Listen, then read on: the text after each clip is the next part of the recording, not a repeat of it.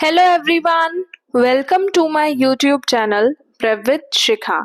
आज की वीडियो में हम इंडियन इकोनॉमी का चैप्टर नंबर 2 का पार्ट 2 करने वाले हैं, जिसमें पार्ट 1 में हमने पढ़ा था टाइप्स ऑफ इकोनॉमी और इकोनॉमी क्या होता है, कैपिटलिस्ट, सोशलिस्ट और मिक्स्ड इकोनॉमी के बारे में हमने पढ़ा था लास्ट वीडियो में।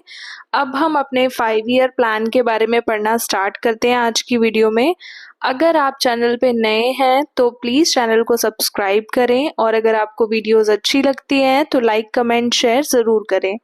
तो हम अपनी वीडियो को स्टार्ट करते हैं आज की, जिसमें हम पढ़ने वाले हैं 5 ईयर प्लान्स। 5 ईयर प्लान्स क्या थे? India adopted the model of 5 year plan as pioneered by the Soviet Union. India ने 5 ईयर प्लान मॉडल को अडॉप्ट किया था, जो कि सोवियत यूनियन ने ओरिजिनेट किए थे। मतलब उनसे ही सीख के हमने 5 ईयर प्लान अपने इंडिया के अंदर लाया था। The first 5 year plan was introduced in 1951 and the last in 2012. हमने फर्स्ट 5 ईयर प्लान हमारा कब इंट्रोड्यूस हुआ था? 1951 के अंदर, और लास्ट था आपका 2012 के अंदर। In between these years, some annual plans were also introduced as these 3 annual plans from April 1, 1966 to March 31, 1969। मतलब इस दौरान कुछ एनुअल प्लान्स लॉन्च हुए थे, जिसमें एक पहला था हमारा 1966 से चला था वो 1969 तक। उसके बाद थे हमारा 1979 से 1980 तक। उसके बाद 1990 से 1992 तक। तो ये कुछ एनुअल प्लान्स थे हमारे, 3 एनुअल प्लान्स चले थे, ठीक है।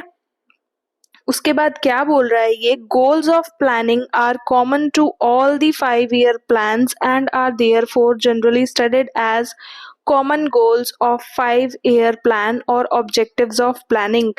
जो गोल्स थे कॉमन, मतलब इन प्लानिंग के पीछे, प्लानिंग ऑफ गोल्स मतलब इनके कॉमन गोल्स क्या थे 5 ईयर प्लान के पीछे, कि बेसिकली इनको कुछ कॉमन गोल्स को ही अचीव करना था। इनके इस प्लानिंग के कुछ कॉमन ऑब्जेक्टिव्स थे, कॉमन गोल्स थे, जो कि इस 5 ईयर प्लान के अंदर डिसाइड किए गए थे। It may be noted that depending on ground reality, each plan is designed as a distinct plan with a distinct set of objectives। और ग्राउंड रियलिटी के ऊपर हम डिपेंड रह के हमने ये डिसाइड किया कि हम हर एक प्लान को कुछ अलग तरीके से अलग ऑब्जेक्टिव्स को अचीव करने के लिए डिज़ाइन करेंगे। बट लेकिन लास्ट में, आखिर में ये आपको सारे एक तरह से कॉमन ही दिखेंगे, ठीक है। बट लेकिन हर एक 5 ईयर प्लान के अंदर अलग अलग ऑब्जेक्टिव्स डिसाइड कर दिए गए, अलग अलग ऑब्जेक्टिव्स को अचीव करने के लिए डिजाइन कर दिए गए, पॉलिसीज फ्रेम कर दी गई। However, according to syllabus specification by the CBSE, we are focusing only on common goals of 5 year plans. तो आपके सीबीएसई के स्पेसिफिकेशन के मतलब सिलेबस के स्पेसिफिकेशन के अकॉर्डिंग हम common goals of 5 year plan को ही कंसीडर करेंगे, जिसमें कि हमारे common goals of 5 year plan 4 थे। फर्स्ट है जीडीपी ग्रोथ, सेकंड है मॉडर्नाइजेशन, थर्ड है self reliance and self sufficiency, fourth है आपका इक्विटेबल डिस्ट्रीब्यूशन और इक्विटी। तो अपने फर्स्ट कॉमन गोल से स्टार्ट करते हैं, जो कि है आपका जीडीपी ग्रोथ। जीडीपी ग्रोथ क्या है आपका? Increase in GDP implies increase in the level of output in the economy. यहाँ पे इकोनॉमी आएगा, इकोनॉमिक नहीं आएगा। जीडीपी ग्रोथ, जीडीपी का मतलब क्या होता है? जहाँ पे जिस कंट्री के अंदर एक साल के अंदर देखा जाए तो जितना ज़्यादा प्रोडक्शन होता है उस कंट्री की जीडीपी उतनी ज़्यादा अच्छी होती है। मतलब एक तरीके से हमें ये देखना है कि हमारी कंट्री के अंदर कितना ज़्यादा प्रोडक्शन हो पा रहा है। तो जीडीपी का इंक्रीज होना क्या बताता है? कि हमारी कंट्री के अंदर आउटपुट इंक्रीज हो रहा है। आउटपुट का मतलब क्या है? जितना ज़्यादा प्रोडक्शन होगा, जितने ज़्यादा गुड्स बनेंगे, वो हमारा आउटपुट ही तो है, रिसोर्सेज का यूज़ करके, लेबर का यूज़ करके, ठीक है। हम क्या करेंगे? वो सारे इनपुट्स हैं, इनपुट्स का इस्तेमाल करके हम क्या बनाएंगे? आउटपुट ही तो बनाएंगे। तो जितना ज़्यादा जीडीपी इंक्रीज होगा उतना ज़्यादा इसका मतलब हमारा लेवल ऑफ आउटपुट इंक्रीज होगा, ठीक है। लेवल ऑफ आउटपुट किसी इकोनॉमी के अंदर इंक्रीज हो रहा है तो वहां की इकोनॉमी क्या कर रही है, एक तरीके से ग्रो कर रही है, ठीक है, ये माना जाता है। It implies an increase in the flow of goods and services in the economy, मतलब कि अगर किसी कंट्री के अंदर हमारी जीडीपी इंक्रीज हो रही है, जीडीपी का मतलब क्या है, गुड्स का प्रोडक्शन होना, तो इसका मतलब हमारा आउटपुट बढ़ रहा है। आउटपुट बढ़ रहा है तो मतलब गुड्स और सर्विसेज ज्यादा प्रोड्यूस हो रहे हैं, ये ज्यादा प्रोड्यूस हो रहे हैं, तो मतलब हमारी इकोनॉमी क्या कर रही है, ग्रो कर रही है एक तरीके से। When increase in the flow of goods and services is consistent over a long period of time, this is called economic growth. तो वही बोला गया है कि अगर किसी इकोनॉमी के अंदर flow of goods and services, मतलब गुड्स और सर्विसेज का फ्लो, मतलब उनका प्रोडक्शन, उनका लेवल इंक्रीज होते रहना एक कंसिस्टेंसी के साथ, मतलब properly every year every year every year, तो उसको बोला जाता है economic growth. Thus GDP growth lead to economic growth, इसीलिए बोला जाता है कि अगर आपकी जीडीपी ग्रोथ होगी, जीडीपी ग्रो होगी तो आपकी इकोनॉमिक ग्रोथ होगी, ठीक है। जीडीपी ग्रोथ इकोनॉमिक ग्रोथ से कैसे इंटरकनेक्टेड है आपको समझ में आ गया है। अब हमारी जीडीपी इंक्रीज कैसे होगी, इसके पीछे दो रीजंस है। Determinants of increase in GDP, पहला है increase in resource base of the country, दूसरा है increase in productivity through innovative technology.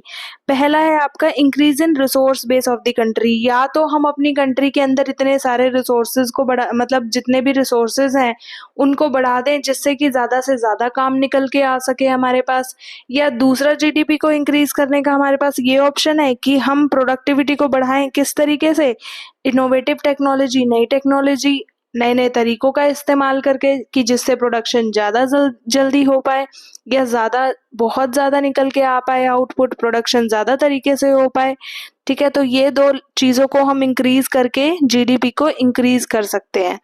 ये था आपका 5 ईयर प्लान का फर्स्ट कॉमन गोल, जो कि था आपका जीडीपी की ग्रोथ। अगर जीडीपी ग्रोथ हो रही है तो हमारी इकोनॉमिक ग्रोथ होगी। ऐसा नहीं एक साल जीडीपी ग्रोथ बहुत अच्छी हो गई तो हमने ये सोच लिया हमारी इकोनॉमिक ग्रोथ हो रही है, नहीं। अगर वही जीडीपी ग्रोथ कंसिस्टेंट रहती है, कंसिस्टेंट मतलब every year same same same रहती है, same in the sense not particular एक डिजिट की उतनी ही आनी चाहिए, 50% ही होनी चाहिए तभी हम उसको इकोनॉमिक ग्रोथ मानेंगे, नहीं। 50 हो रही है, कभी 43 हो रही है, कभी 48 हो रही है, कभी 53 हो रही है, कभी 57 हो रही है, इसको भी हम कंसिस्टेंसी के अंदर ही काउंट करेंगे, ठीक है। तो जीडीपी ग्रोथ क्या है, जब जीडीपी ग्रोथ होगी तभी हमारी इकोनॉमिक ग्रोथ मानी जाएगी। सेकंड आता है आपका मॉडर्नाइजेशन। सेकंड कॉमन गोल क्या था हमारे 5 ईयर प्लान का, मॉडर्नाइजेशन। मॉडर्नाइजेशन क्या है कि मॉडर्न टेक्नोलॉजीज का यूज करना एक तरीके से। अब आगे इसको पढ़ते हैं। It refers to updating and adoption of modern technology in the process of growth, मतलब कि हमारे इंडिया को अपडेट करो, हमारे इंडिया के लोगों को अपडेट करो, टेक्नोलॉजी को अपडेट करो, मॉडर्न टेक्नोलॉजी को अडॉप्ट करो, किस लिए, प्रोसेस ऑफ ग्रोथ में, ताकि हमारी कंट्री की ग्रोथ हो पाए। ग्रोथ को अचीव करने के लिए तरीकों को बदलो, अपडेट करो, नए तरीकों को अपनाओ, मॉडर्न टेक्नोलॉजी को अपनाओ, ताकि मॉडर्नाइजेशन आ पाए हमारी कंट्री के अंदर, हम पिछड़े हुए ना रह पाए। Output can be achieved output can be increased either by increasing the pool of resources or by using innovative technology।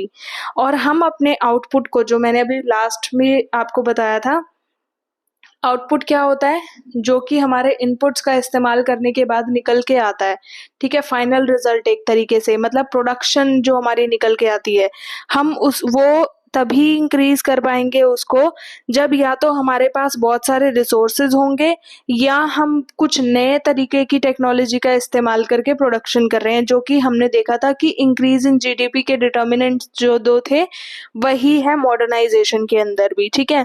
तो आउटपुट तभी इंक्रीज हो सकता है या तो हमारे पास बहुत सारे रिसोर्सेज हैं इस्तेमाल करने के लिए, कि हम उनका रिसोर्सेज का इस्तेमाल करते रहें और प्रोडक्शन करते रहें, या दूसरा है हमारे पास कि हम नई टेक्नोलॉजी का, इनोवेटिव तरीकों का, नई इनोवेटिव टेक्नोलॉजी का इस्तेमाल करें प्रोडक्शन को पूरा करने के लिए, प्रोडक्शन को बढ़ाने के लिए।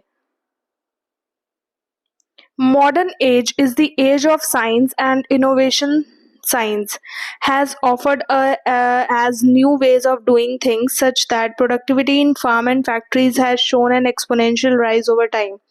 देखो जो मॉडर्न एज है ना वो साइंस की एज है। साइंस की एज मतलब इनोवेटिव साइंस, कुछ नया करती है जो साइंस, कुछ नया लेकर आती है, कुछ नए तरीके देती है, ठीक है। और इसी ने हमें कुछ नए तरीके दिए भी हैं जो जो कि जिनकी वजह से हमने ये देखा है कि जो हमारे फार्म और फैक्ट्रीज हैं उनके प्रोडक्टिविटी में, उनके प्रोडक्शन में हमने एक बहुत बढ़िया राइज देखने को देखा है एक वक्त के दौरान।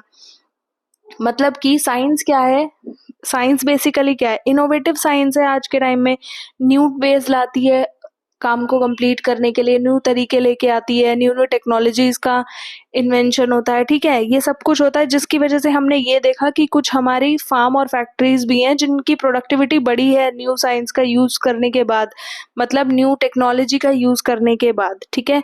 एक वक्त के दौरान उनका हमने देखा है कि राइज हुआ है प्रोडक्टिविटी में, पहले कम थी अब ज्यादा हो गई है। क्यों? क्योंकि वो टेक्नोलॉजी का यूज कर रहे हैं, इनोवेटिव साइंस का यूज कर रहे हैं। और ग्रीन रेवोल्यूशन जो है हमारे इंडिया के अंदर, वो तो एक बेस्ट एग्जांपल है कि किस तरीके से टेक्नोलॉजी एक रेवोल्यूशनरी चेंज ला सकती है हमारे आउटपुट को इंक्रीज करने के लिए। Green revolution in Indian agriculture is a well known example of how technology can bring about revolutionary change in output. ये था आपका second common goal 5 year plan का। फिर आता है आपका थर्ड कॉमन गोल जो कि है आपका self reliance and self sufficiency. Self reliance और सेल्फ सफिशिएंसी क्या बताती है? देखो दोनों वर्ड्स अलग अलग हैं बट लेकिन ऑलमोस्ट सेम ही है, बट सिर्फ इनका कॉन्टेक्स्ट डिफरेंट है, अदरवाइज दोनों सेम है। Self-reliance means the state of non-dependence on rest of the world for the financial resources. Self-reliance का मतलब है कि हम किसी भी वर्ल्ड के अंदर किसी के ऊपर भी डिपेंडेंट ना हो पाए फाइनेंशियल रिसोर्सेज में, मतलब पैसों की ज़रूरत के फॉर्म में हमें किसी कंट्री के ऊपर डिपेंडेंट ना होना पड़े फाइनेंशियली किसी भी तरीके से, ठीक है। Self sufficiency refers to the state of non dependence upon rest of the world for the essential supplies in the domestic economy.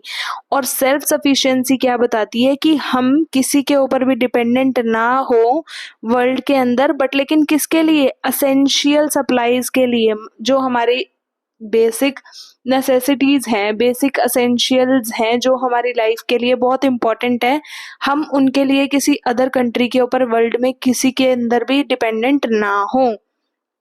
Self reliance और सेल्फ सफिशिएंस क्या बताते हैं? देखो सेल्फ रिलायंस बताता है फाइनेंशियली हम पूरे वर्ल्ड में किसी के ऊपर डिपेंडेंट ना हो, और सेल्फ सफिशिएंस बताता है कि हम डोमेस्टिकली अपनी इकोनॉमी को इतना स्ट्रांग बनाए कि हमें अपने बेसिक असेंशियल्स, बेसिक नेसेसिटीज के लिए किसी के ऊपर डिपेंडेंट ना होना पड़े वर्ल्ड में। This twin goal of self-reliance and self-sufficiency was accorded a high priority during the first 7 plans. और ये जो ट्विन गोल है ना, ट्विन गोल मतलब दो तरह का गोल, सेल्फ रिलायंस और सेल्फ सफिशिएंसी दोनों को एक साथ अचीव करने का गोल, ये सबसे हाई प्रायोरिटी पे रखा गया था शुरू के 7 प्लान्स के अंदर। The basic idea was not to expose Indian economy to political pressures from rest of the world when we are dependent upon them for the supply of essential goods. मतलब basic idea यही था कि हम Indian economy के political मतलब हम Indian economy को किसी के ऊपर भी डिपेंडेंट ना कर दें अपनी बेसिक असेंशियल्स के लिए। मतलब अगर किसी से पॉलिटिकली हमारे रिलेशंस खराब हो रहे हैं तो ऐसा ना हो कि वो हमें क्या बोल रहा है कि हम आपको अब हमारी कंट्री से जो भी आपके पास जाता है, जो सप्लाई होता है, अब हम वो नहीं देंगे, ठीक है। तो यही था basic idea. Indeed, it happened in 1965 when USA threatened to stop export of food grains to India if it did not stop the then war with Pakistan. और ये हुआ था 1965 के अंदर जब यूएसए ने हमें थ्रेटन किया था कि वो फूड ग्रेन्स को स्टॉप कर देगा, फूड ग्रेन्स का सप्लाई स्टॉप कर देगा हमारे इंडिया के अंदर अगर हमने पाकिस्तान के साथ वॉर स्टॉप नहीं किया तो, ठीक है। तो बस यही सिचुएशन हम नहीं चाहते थे, फाइनेंशियली भी और अपने बेसिक असेंशियल्स के लिए भी। India wanted to be self sufficient in food grains production to avoid the uncertainties of supplies from rest of the world. India self sufficient होना चाहता था फूड ग्रेन्स की प्रोडक्शन में, ठीक है, ताकि उसे किसी भी तरह की अनसर्टेनिटी वर्ल्ड में कहीं से भी देखने को ना मिले, वो उस अनसर्टेनिटी को प्रॉपरली अवॉइड कर पाए, ताकि अगर उसके पास खुद से ही सब कुछ हो, ठीक है, उसे किसी के ऊपर डिपेंडेंट ना होना पड़े। ये था आपका थर्ड गोल। फिर आता है आपका फोर्थ गोल। क्या है वो?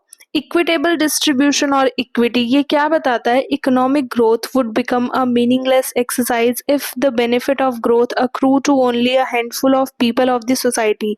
इकोनॉमिक ग्रोथ हमारी वेस्ट जाएगी, मीनिंगलेस रहेगी, अगर इसका बेनिफिट सिर्फ उन्हीं लोगों को मिलेगा सोसाइटी में जो कि हायर लेवल पे हैं, या सिर्फ कुछ ही लेवल के लोगों को ही मिल पाएगा अगर इसका बेनिफिट।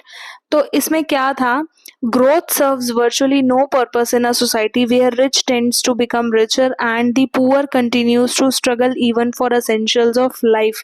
मतलब कि ग्रोथ का मतलब ये नहीं होता है कि जहाँ पे एक सोसाइटी के अंदर अमीर तो और अमीर बनता रहे और गरीब को अपने बेसिक नेसेसिटीज के लिए, बेसिक एसेंशियल्स के लिए भी क्या करना पड़े? स्ट्रगल करना पड़े अपनी लाइफ में। तो ग्रोथ का ये मतलब तो बिल्कुल भी नहीं होता है, ये पर्पस तो ग्रोथ नहीं सर्व करती है। Benefits of growth must spread across all sections of the society so that the distribution of income become equitable. Benefit of growth मतलब कि ग्रोथ का फायदा तभी होता है, या ग्रोथ तभी मानी जाती है जब उसका फायदा सभी लोगों को, all sections of the society के बीच में स्प्रेड किया जाए, फैलाया जाए, ठीक है। ऐसा नहीं, तभी उसको बोला जाता है कि इनकम इक्विटेबल हो गई है। ऐसा नहीं कि सिर्फ एक ही एरिया को बहुत अच्छे से ट्रीट किया जा रहा है या बहुत अच्छे से सब कुछ दिया जा रहा है तो वही सक्सेसफुल होता रहे, उसी की ग्रोथ होती रहे, और जो लोअर एरिया है या मतलब बैकवर्ड एरिया है उसके ऊपर कोई फोकस ही नहीं हो रहा। Equitable distribution of income implies social equality, and this was one of the principal objective or goal of planning in India. Equitable distribution of income मतलब कि इनकम का सही तरीके से डिस्ट्रीब्यूशन करना, बांटना, यही बताता है सोशल इक्वालिटी को, और ये ही सबसे मेन प्रिंसिपल ऑब्जेक्टिव था प्लानिंग इन इंडिया के अंदर, goals of planning in India के अंदर। मतलब कि इनकम का इस तरीके से डिस्ट्रीब्यूशन करना कि ऐसा ना हो अमीर को तो ज़्यादा इनकम दे रहे हैं और गरीब को हम कम इनकम दे रहे हैं। नहीं, प्रॉपर डिस्ट्रीब्यूशन जिसमें गरीब को भी सेम अमाउंट दिया जा रहा है, जिसमें अमीर को भी सेम अमाउंट दिया जा रहा है, उनको आपस में डिस्क्रिमिनेट या बायसनेस नहीं की जा रही है। तो ये थे आपके 4 कॉमन गोल, जिसमें पहला था आपका जीडीपी ग्रोथ, फिर दूसरा था मॉडर्नाइजेशन, तीसरा था आपका self reliance and self sufficiency, और चौथा था आपका इक्विटेबल डिस्ट्रीब्यूशन और इक्विटी। अब हमने ये कॉमन 5 ईयर प्लान्स पढ़ लिए हैं, कॉमन गोल्स क्या थे इन 5 ईयर प्लान के ये पढ़ लिए हैं। अगर आपको वीडियो अच्छी लगी है तो प्लीज़ लाइक कमेंट शेयर ज़रूर करना। अब हम मिलते हैं नेक्स्ट वीडियो में आपके चैप्टर के आगे के पार्ट के साथ। Thank you so much, bye bye.